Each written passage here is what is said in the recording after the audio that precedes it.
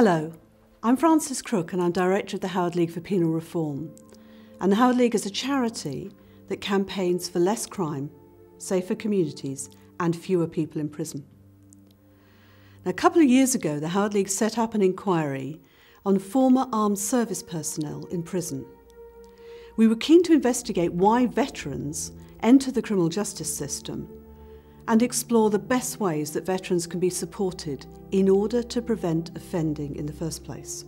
Left school, served in the TA for a year before going into the regular army and staying there for 7 years. Served in Cyprus, Kenya, Gibraltar, Germany and the Falklands, and on operations twice in Northern Ireland and once in the Balkans. After leaving the army, got a job at London Transport, was promoted to inspector, stayed with them a good few years.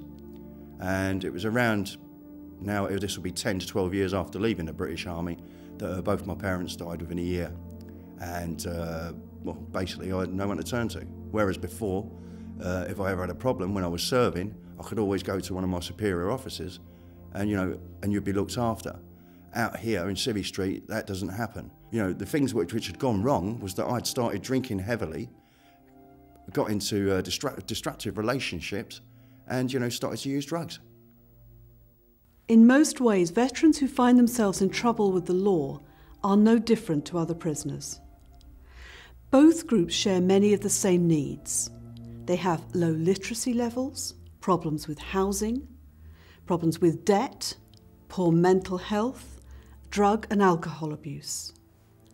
Indeed, Army veterans in particular, who form the bulk of those veterans in prison, are often recruited from the very same disadvantaged communities that other prisoners will come from.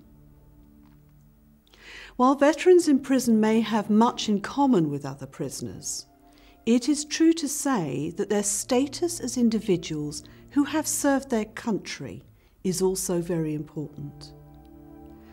If the system recognises those in its care as veterans, then this should be the gateway to help and support from those best placed to provide it, such as Veterans Aid. Our experience at Veterans Aid bears out the report's findings. That there is no evidence that there are large amounts of veterans unreported in the prison system. In fact, most of those who have fallen foul of the criminal justice system got into trouble many years after discharge. It is very rare for us to see any direct causal link between military service and crime. My experience was, I didn't come across many ex-servicemen in prison. Myself, I served 7 years in the army, and it wasn't until 10, 11 years afterwards that I started getting in trouble. And there's no connection between my military service and prison. If anything, the army kept me on the straight and narrow when I was in it. It was afterwards, when I had no one to turn to. Certainly, some of the ex-servicemen and women who contact Veterans Aid have criminal records for petty to serious crimes.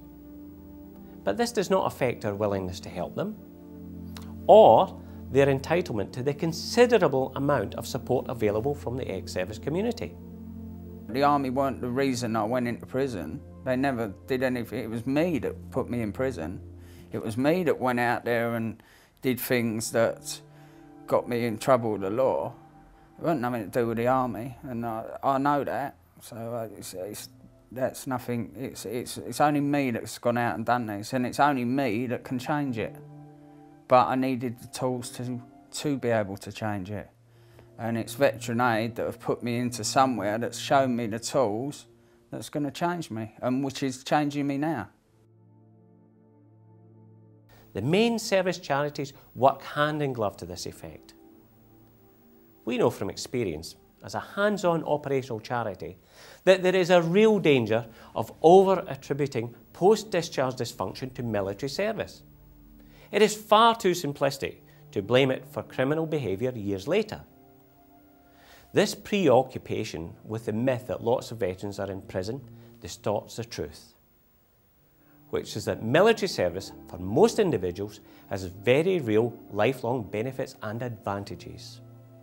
I enjoyed the army immensely, and I did say to Phil when I went in there the first day, I did say to him, is there any chance I could join back up?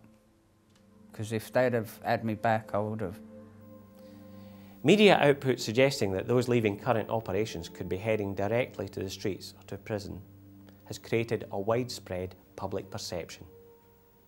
One that is simply not supported by research or Veterans Aid's considerable experience. And as a key frontline charity for veterans in crisis in the UK, we would be seeing this. The reality is that the vast bulk of those leaving the armed forces make a seamless transition to civilian life. The Howard League inquiries found that if you are a veteran returning to the community, then help is there.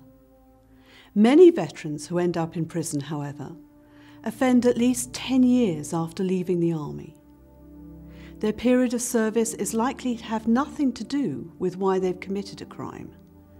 The challenge, then, is to ensure that individuals can get in touch with the support they are entitled to as veterans, and to ensure that as few as possible end up behind bars.